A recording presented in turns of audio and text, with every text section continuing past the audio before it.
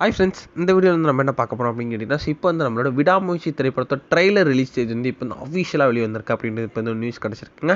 So அதை பார்த்து அந்த வீடியோ டீட்டெயிலாக பேச போகிறோம். இப்போ வந்து நம்மளோட தல அஜித்தோட நடிப்பில் அப்புறம் மகிழ் திருமணி இயக்கத்தில் நம்மளோட தல அஜித் நடித்து முடிச்சிருக்க திரைப்படம் தான் விடாமுயற்சி.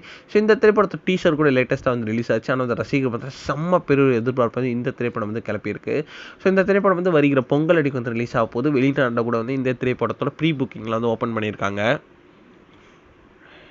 மேலும் வந்து இந்த திரைப்படத்தில் ஒரு த்ரிஷா, அர்ஜுன், ஆரவ் வந்து ஏகப்பட்ட கதாபாத்திரங்கள் இந்த திரைப்படத்தில் ரொம்ப ரொம்ப முக்கியமான ரோலையும் நடிச்சிருக்காங்க.